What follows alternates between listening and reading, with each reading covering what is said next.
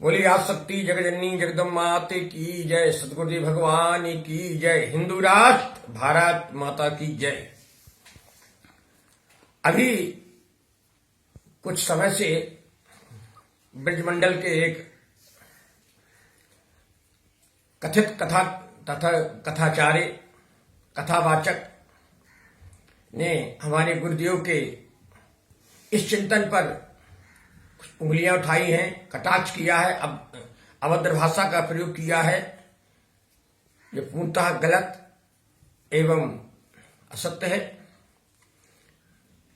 उस कथावाचक ने यह नहीं सोचा कि मैं कहां निवास करता हूं। ब्रजमंडल की भाषा मनमोहक भाषा, प्यारे शब्द थे। अगर आपको यह महसूस होता था कि ये शब्द गलत है तो आपको चर्चा करना चाहिए थी कि आपने आज शक्ति का दर्शन किया है, तो आप कहीं बोल देते कि मैंने भी राधा का दर्शन किया है। तो ये एक सामंजस्य वाली बात हो जाती धर्म की। लेकिन तुमने गुरुवर को ही नहीं समझा। हमारे सदगुरुदेव भगवान धर्म शिक्षा के साथ साथ राष्ट्र रक्षा की भी शिक्षा देते हैं, क्योंकि कहते हैं कि धर्म तभी सुरक्षित है जब राष्ट्र सुरक्षित है। अतः जैसे कोई मेरे सामने से गुजर रहा है और मैं उससे कहूं सीता सीता सीता सीता, तो वो कहेगा भैया सीताराम बोलिए ना, पूरा शब्द बोलिए। क्यों?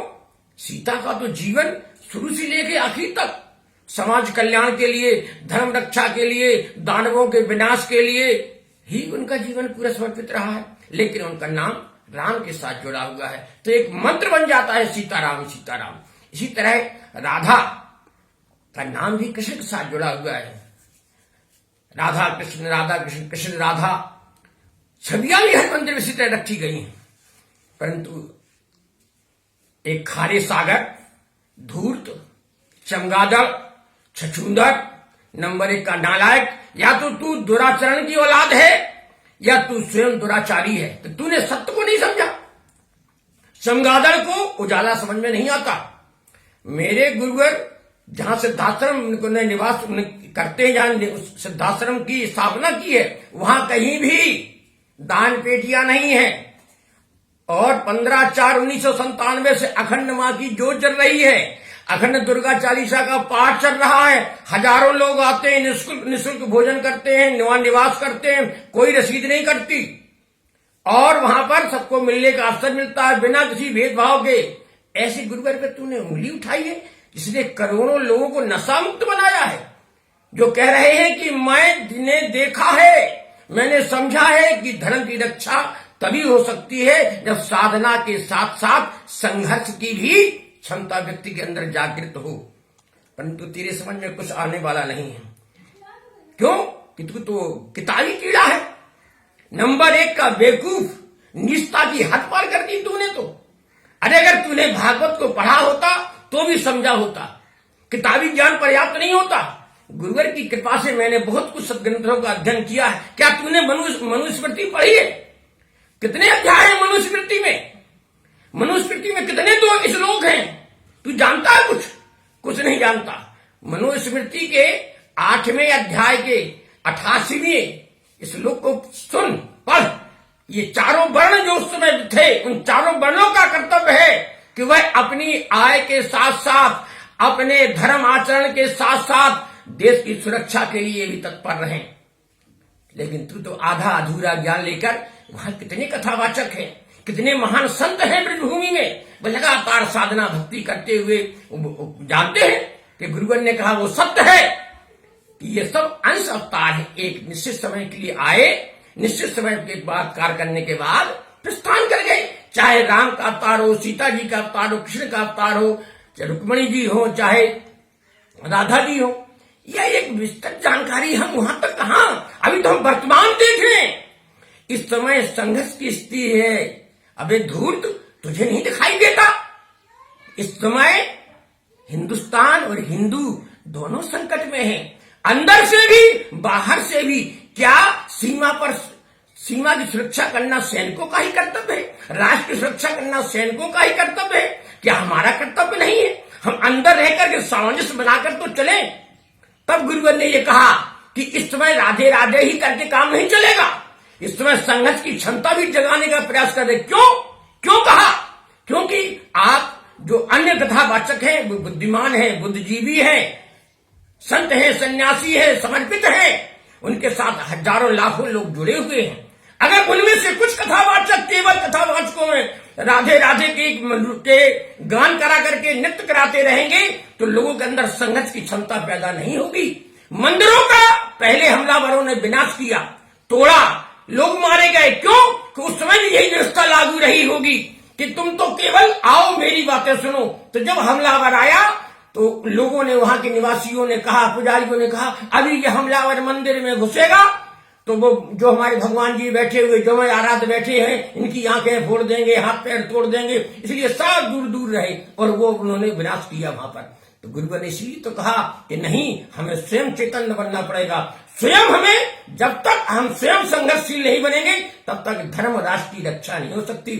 अबे धूर्त नीच, तू उस एक पत्रिका की चर्चा कर रहा है, इस पत्रिका का नाम कीर्ति क्रांति नाम की पत्रिका की बात कर रहा है तू, कि उसमें ऐसा छपा है।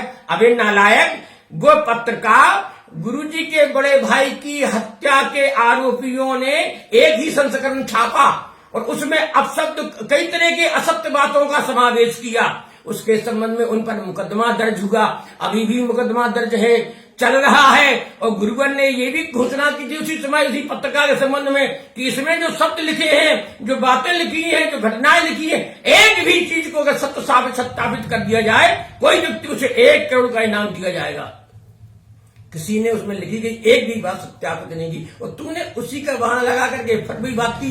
तेरे खिलाफ भी इसी पत्रिका के संबंध में तूने जो प्रयास किया है बताने का, तेरे खिलाफ भी मुकदमा दर्ज होगा। कैसा साधक है तू साधक तो है ही नहीं।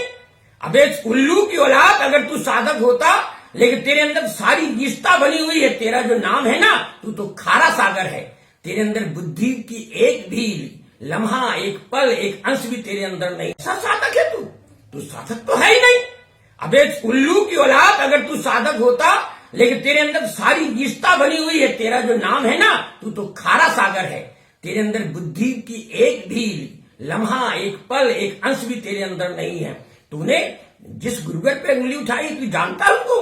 उन्होंने अभी से नहीं, 1995 से तक वो 8 यज्ञ कर चुके थे, शक्ति यज्ञ। एक 11 दिन तक चलता है।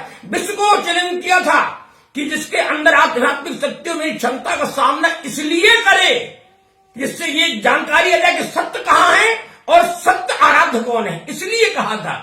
और तूने उसको अनर्गल, क्योंकि तेरे अंदर बुद्धि तो है, किताबी कीड़ा है, उतने ही समझा। जो अन्य लोग हमारे सम्मानीय संत महात्मा सन्यासी हैं, उन्होंने इसका सारांश समझा, उन्होंने समझा इनको।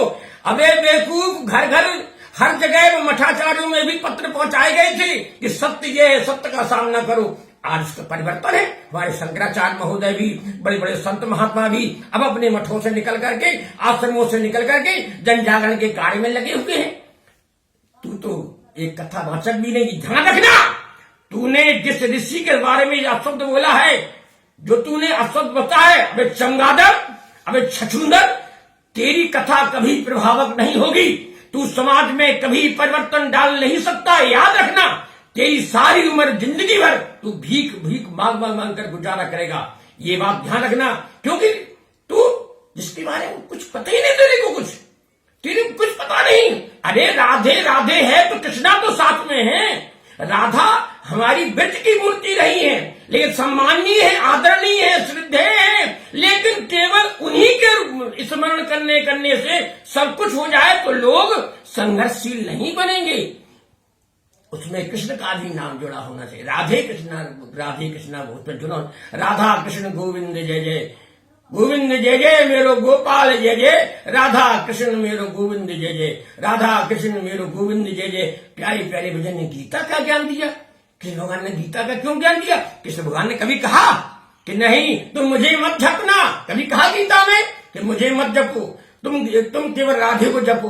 उन्होंने कहा नहीं, कर्म करो और साधना भक्ति करो, तब तुम इस जीवन रूपी संग्राम से विजय प्राप्त कर सकते हो। आपको तो बहुत ज्ञान समाज देना चाहिए, लेकिन नहीं, तूने तो निष्ठा की सारे हदें पार कर दी और निश्चित ही तुझे प्रकट सत्ता के द्वारा वो दंड अवश्य प्राप्त होगा। कुदरत तुझे वो दंड अवश्य देगी। तूने जिस ब्रजभूमि से ये बात उठाई है, अन्य लोगों ने तो ये साबित होता है तो उस ब्रजभूमि में रहने के लायक ही नहीं, ना तूने उस ब्रजभूमि से शिक्षा प्राप्त की है। वह ब्रजभूमि एक महान तीर्थ है जहां पर संतों का समावेश होता है, जहां पर सत्य ज्ञान की चर्चा होती है, प्रेम वात्सल्य की प्रतिमूर्ति ब्रजभूमि, वहां से तुझे से धूर्त वहां बैठ करके बात करते हैं। अबे नालायक, तुझे और तेरी पीढ़ियों को कभी क्षमा याचना प्राप्त नहीं होगी। तू जिंदगी भर एक भिखारी की तरह जीवन जीते हुए एक गंदी नाली के कीड़े की तरह तेरा जीवन गुजरेगा। याद रखना, तूने शक्ति पूज्य गुरु महाराज के शक्ति साधकों से जुड़ने का प्रयास किया है। तू जितना ज्ञान रखता है बेवकूफ, तुझसे कई गुना ज्ञान उन गुरुवर के शिष्यों में समाया हुआ है। तू एक ग्रंथ पढ़ कर गई, उसमें से अपनी तरफ से बातें जोड़ कर बोलता है। यहाँ पर जिसको भी खड़ा कर दिया जाए वो आधे के घंटे बोलने की क्षमता रखते हो, एक एक शब्द पर बोलने की क्षमता रखते हैं बेवकूफ, लेकिन तेरे अंदर अक्ल आने वाली नहीं है। तू एक थोड़ा सा एक इलायची दाना मिला, तू दुकान खोल कर बैठ गया कि मैं भी दुकानदार बनूंगा, मैं दुकान बनूंगा। अरे कुछ उसके लिए ये तूने गुरुवर के लिए कहा, अरे उनके शिष्यों में 8-8, 10-10 घंटे रीढ़ की हड्डी सीधी करके बैठने की क्षमता है। कितने लाखों लोगों में 8-8, 10-10 घंटा ये रीढ़ की हड्डी सीधी करके बैठने की क्षमता है। 4-4, 6-6 दिन व्रत उपवास रखने की क्षमता है। समाज के लिए, देश के लिए काम करने की क्षमता है। अतः तेरे लिए शब्द यही काफी है कि तू सुधर जा और अपना प्रायश्चित कर, वरना तेरा विनाश प्रगट सत्ता के निर्देशन पर सुनिश्चित है। जय माता की, जय गुरुवर की।